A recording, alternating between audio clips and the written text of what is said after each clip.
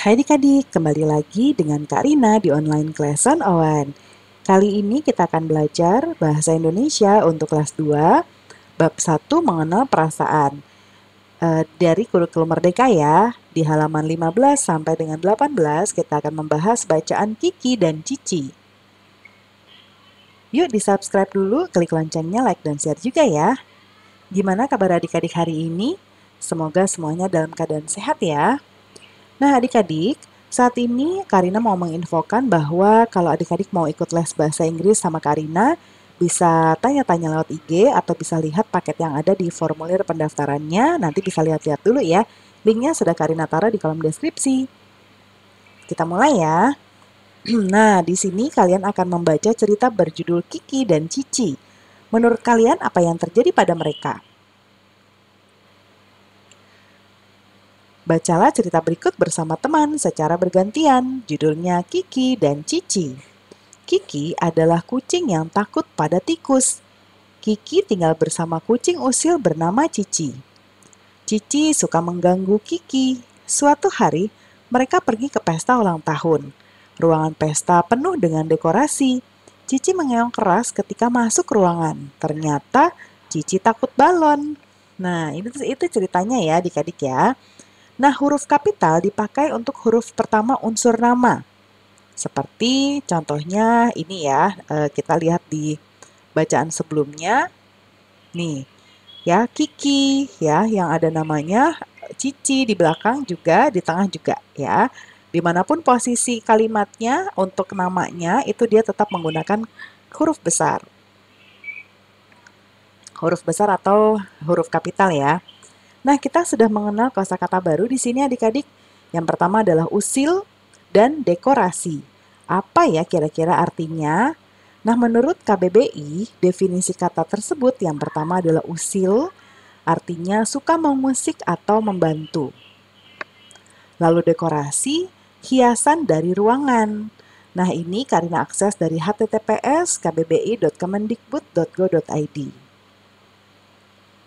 Sekarang kita latihan ya menjawab menggunakan kosakata baru yang tadi kita pelajari, yaitu usil dan juga dekorasi. Yang pertama, Deva adalah anak yang titik-titik. Dia suka mengganggu teman sekelasnya. Dia suka mengganggu berarti jawabannya adalah usil.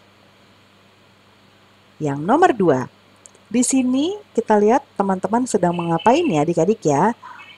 Soalnya titik-titik kelasku diganti setiap bulan. Jawabannya adalah dekorasi. Nah adik-adik, penulisan nama selalu diawali dengan huruf kapital. Begitu juga dengan nama yang ada di tengah atau di akhir kalimat. Contohnya, Cici suka mengganggu Kiki. C di sini, Cici, C-nya besar, dia berada di awal kalimat. Ya, ingat huruf kapital, peraturannya pertama adalah huruf pertama dalam sebuah kalimat harus besar. Berhubung ini nama orang, dia juga besar ya. Oke, kemudian nama orang ketika berada di akhir kalimat, dia juga tetap besar. Seperti contoh ini, di tengah-tengah juga tetap besar. Jadi mau dia di awal, di tengah, ataupun di akhir, untuk nama harus diawali dengan huruf kapital. Nah, kita perhatikan di sini ada 2 buah kalimat, tulislah huruf kapital dengan tepat. Kita lihat yang nomor 1, Riri anak yang usil. Jawabannya, Riri anak yang usil. Ya, Riri kebetulan karena di depan, jadi dia juga tetap besar ya. Lalu kalimat kedua, Titu main dengan Tuti. Ini namanya ada 2, Titu dan Tuti. Titu karena dia kalimat di awal ya, Titu nama orang, dia juga tetap besar. Dan nama Tuti karena walaupun dia di akhir, kita tetap gunakan huruf kapital. Sekarang berdiskusilah dengan 3 teman kalian. Kita jawab pertanyaan-pertanyaan terkait cerita Kiki dan Cici ya. Yang pertama, apa yang membuat Kiki takut? Kiki takut sama tikus. Lalu apa yang membuat Cici takut? Ternyata Cici takut pada balon ya di cerita tadi. Lalu pernahkah kalian merasa takut pada sesuatu? Nanti dijawab sesuai dengan perasaan adik-adik ya. Apakah pernah atau tidak ya? Kalau pernah tulis pernah, kalau tidak tulis tidak pernah. Di halaman berikutnya baru pertanyaannya apa yang membuat kalian takut. Nah, ini dijelaskan apa yang membuat adik-adik takut. Misalnya hewan, apa hewannya? Misalnya belalang, kecoa, terus apa lagi ya? Nanti dijelaskan. Atau takut kegelapan, takut berada di ruang tertutup, dan lain-lain. Apa yang kalian lakukan untuk mengatasi rasa takut? Nah, disesuaikan, misalnya takut binatang tertentu, takut tempat yang gelap ya. Mungkin kita bisa mengatasinya dengan menjauhi binatang tersebut, minta bantuan kepada orang lain, dan lain-lain.